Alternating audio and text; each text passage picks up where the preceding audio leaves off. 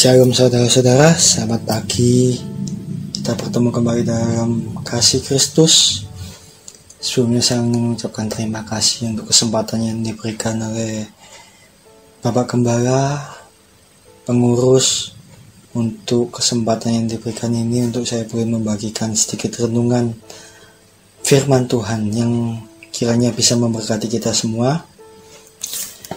Ya, tanpa terasa mungkin sudah hampir 2 bulan Surabaya mengalami pandemi corona ini. Bahkan mungkin bukan hanya Surabaya, seluruh Indonesia, seluruh Asia, bahkan seluruh dunia. Dan dalam waktu rentang yang hampir 2 minggu kita juga sudah menjalani masa pembatasan sosial berskala besar, yang dimana kita harus membatasi diri, lebih banyak berdiam diri di rumah, lebih banyak aktivitas yang dilakukan di rumah. Ya, ada begitu banyak sisi yang juga terdampak karena virus ini. Namun satu hal yang harus kita percayai, bahwa ada rencana Tuhan di atas segalanya. Saat saya mempersiapkan renungan ini, ada sebuah pujian lama sekali yang mungkin pujian itu bisa mengingatkan kita seperti keadaan yang terjadi saat ini, dan melalui pujian tersebut kita juga boleh dikuatkan. Sebentar, kita dengarkan satu pujian terlebih dahulu sebelum nanti saya akan melanjutkan lebih lagi mengenai hal ini. Terima kasih.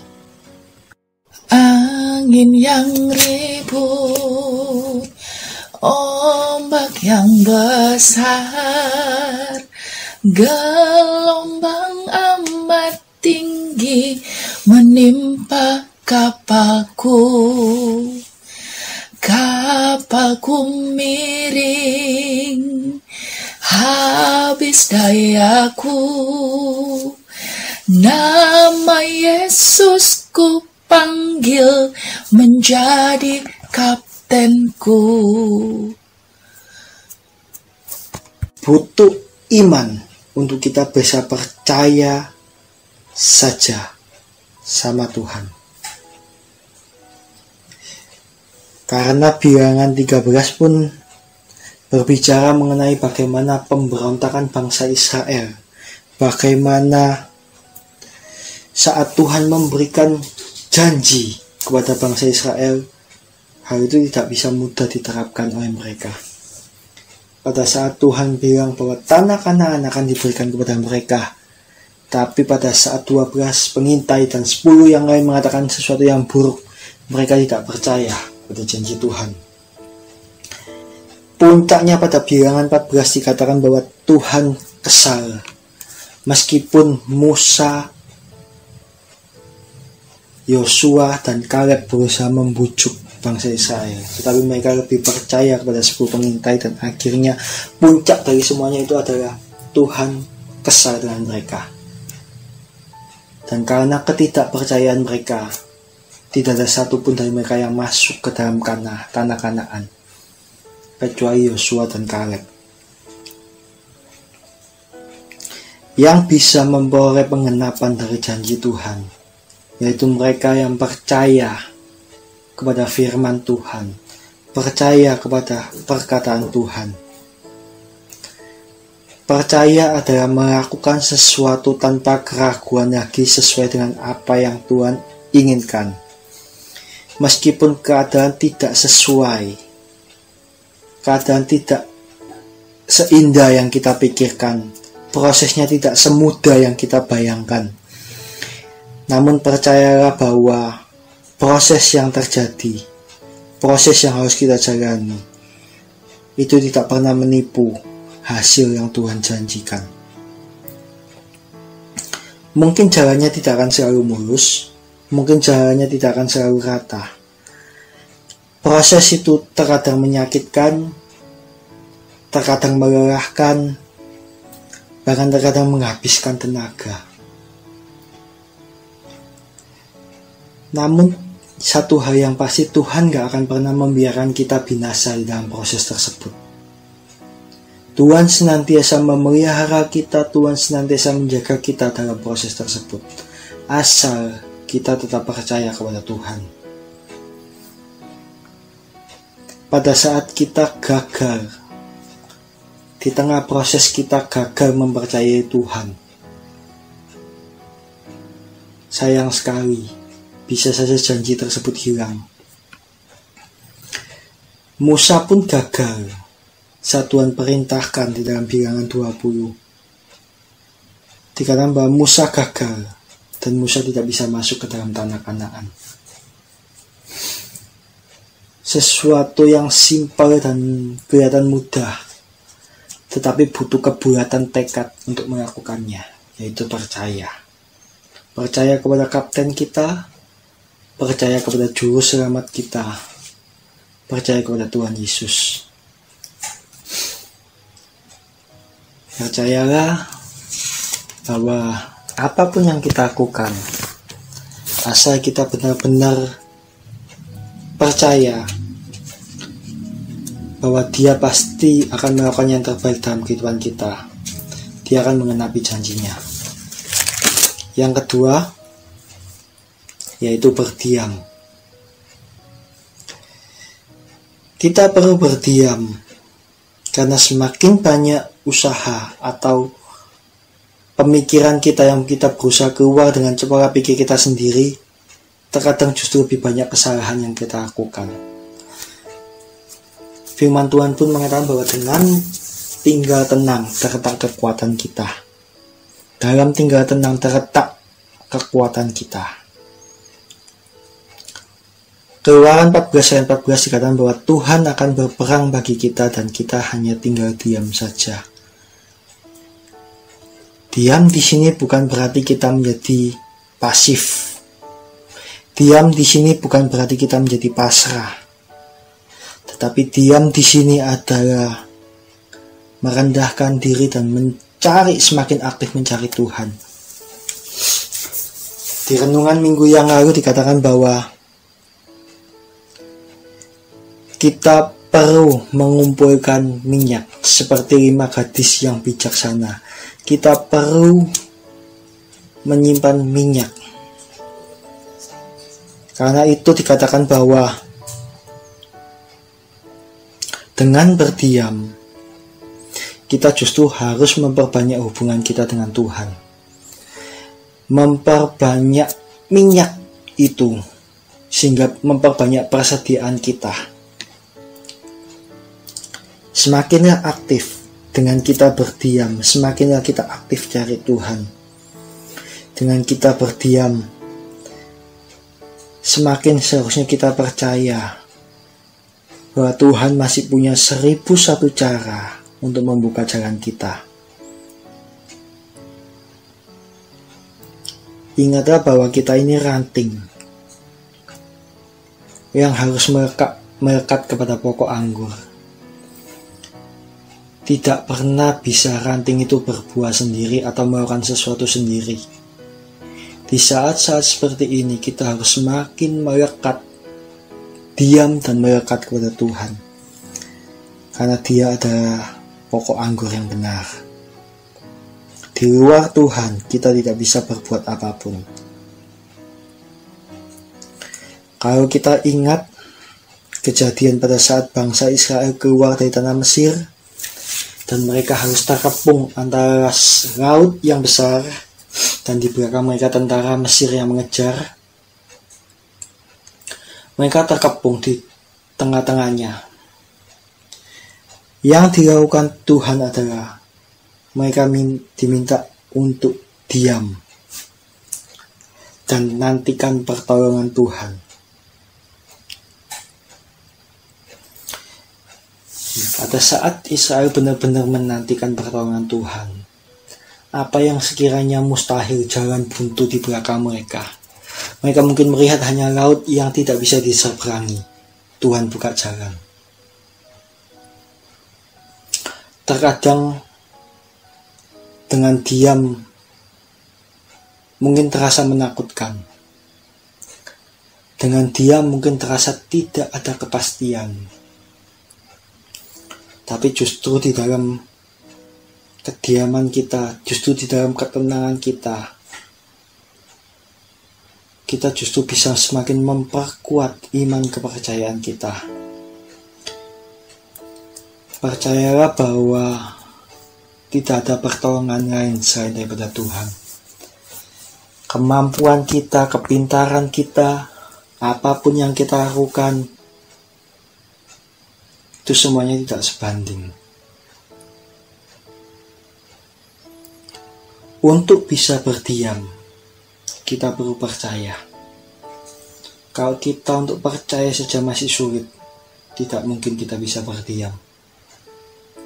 Karena untuk seseorang bisa berdiam dengan tenang di dalam Tuhan, membutuhkan hati yang benar-benar percaya bahwa Tuhan akan melakukan segala sesuatunya. Tuhan yang akan mengerjakannya.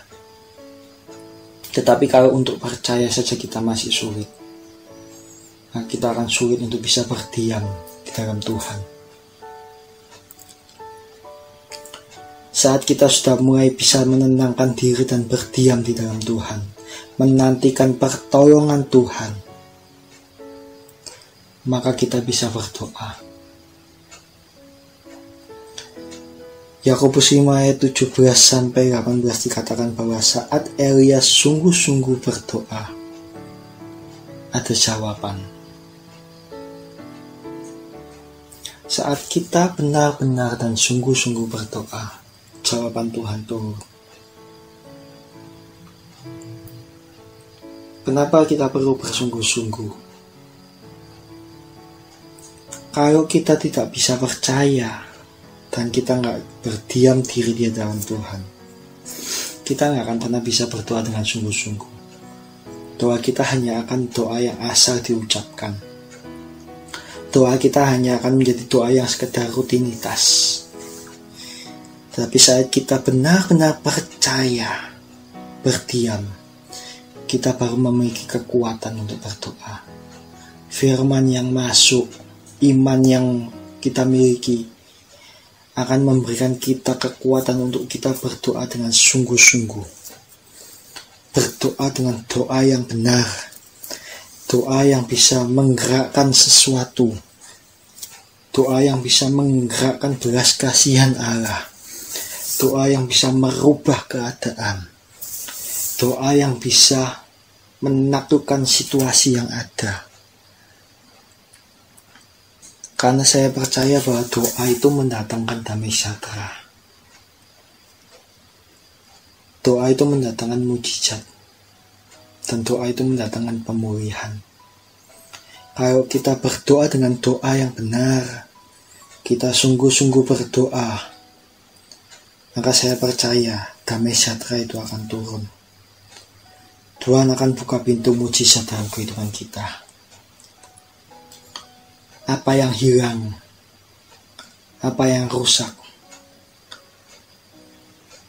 bahkan apa yang mungkin terlihat mustahil di dalam kehidupan kita, Tuhan akan pulihkan itu semuanya. Karena doa yang benar itu akan membawa perkenanan Tuhan. Doa yang benar akan membawa perkenanan Tuhan atas doa tersebut.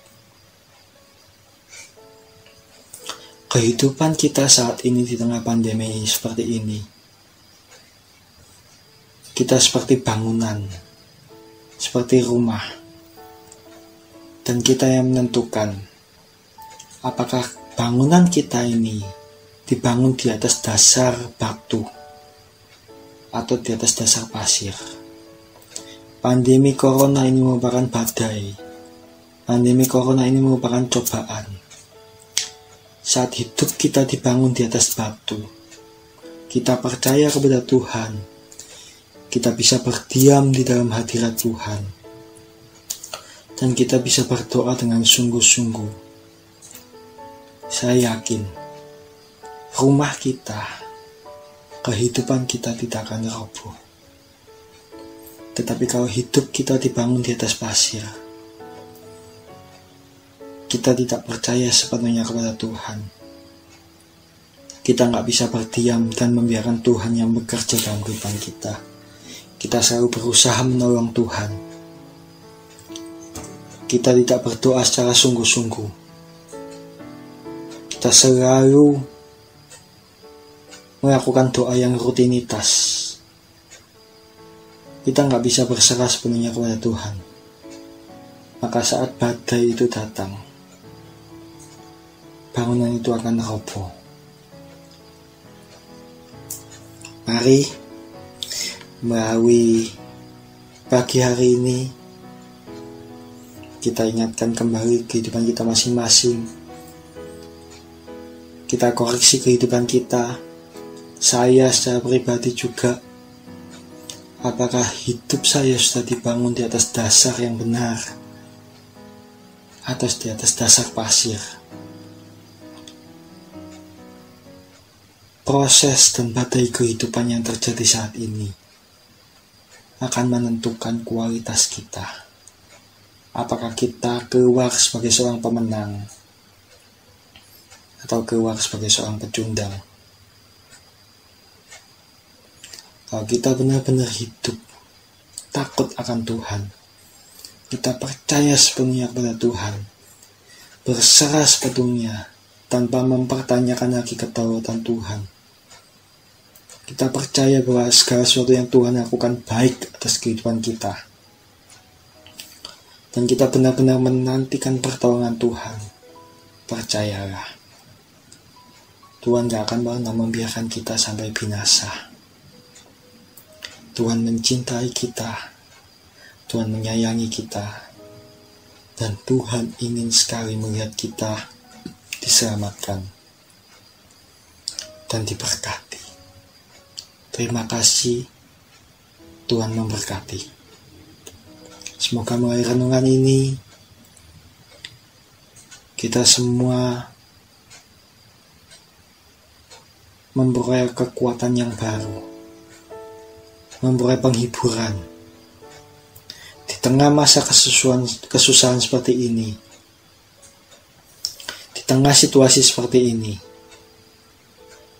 Percayalah, pertolongan Tuhan itu nyata adanya.